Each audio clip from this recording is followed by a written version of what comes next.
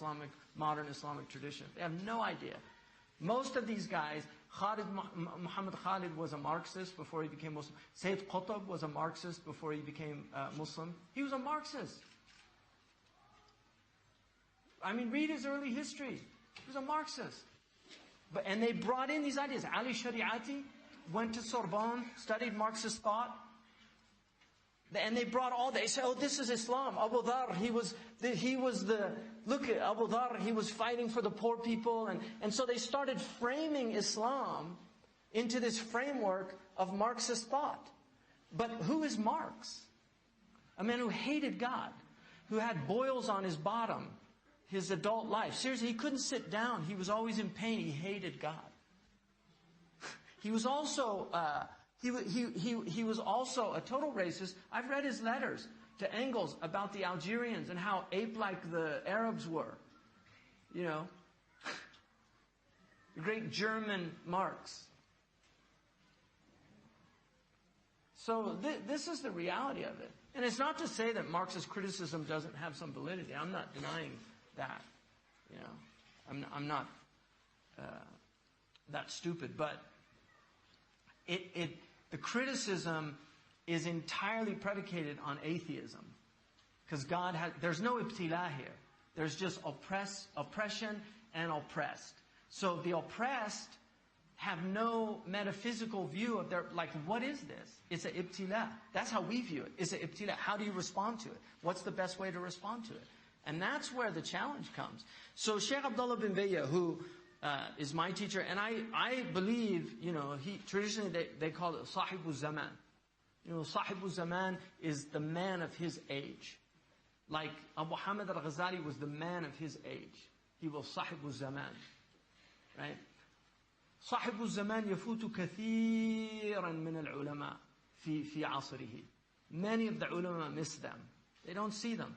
Because they have hasad, because they يستغني بعلمه عن غيره غني بينا عن كل من سوانا وإن كثرت أوصافه ونعوته فإن جاءنا فمرحبا بمجيئه وإن فاتنا فيكفيه أن نفوته.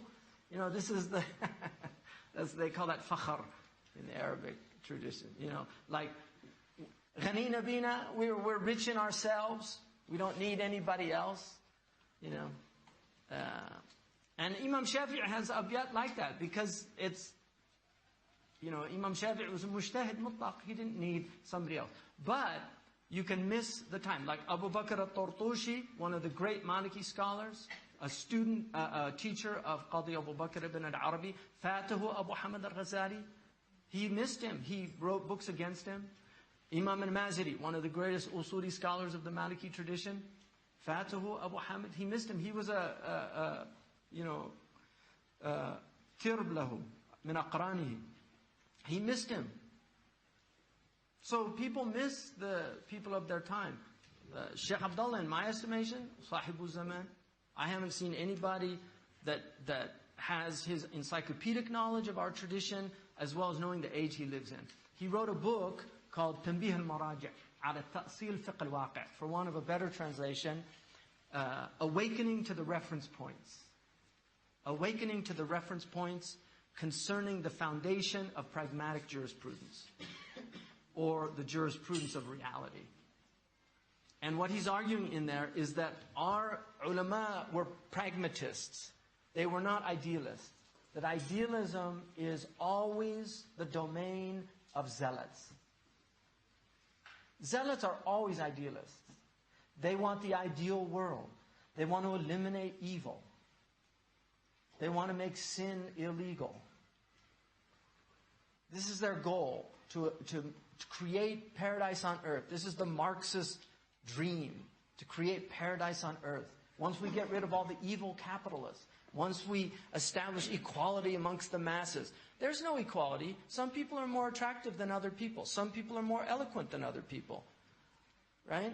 So, we know in the United States that tall people will get jobs before short people. Allah says in the Quran about why they made him king, Allah said we gave him knowledge and height. And People vote for tall politicians over short politicians. This is social science. And Allah says that in the Quran, one of the reasons that he was made king was because he was taller than everybody else. I once realized the great blessing, because I'm average height. I mean, in Turkey, I'm kind of tall, which is nice. I was once on Hajj, and a group of Malaysian Hajis went past me, and I was like 2 heads above the whole group. And I felt what it must feel like to be tall. Yeah. I think Wilt Chamberlain, who was over 7 feet tall, they used to ask him, how's the weather up there? And he would spit and say, it's raining. So you can be too tall, where it becomes a little freakish. But anyway, I saw a car accident once, and this guy, short man with a kind of one of those, what they call wife beaters in America, you know, very strong arms. He got out of his car. He was so angry, and he started headed to this car. And I thought this is going to be a fight, because it was the other guy's fault. The other guy got out, and he was so tall. He was like twice as tall as this guy. And suddenly the guy starts smiling, you know. And so there's a great blessing in having just height, you know. It is. And one of the things about the Prophet ﷺ is nobody ever appeared taller than him. That was one of his miracles. Even though he was of middle stature, everything about the Prophet is middle. He had wavy hair. It wasn't short. It wasn't kinky. He was of moderate stature, right?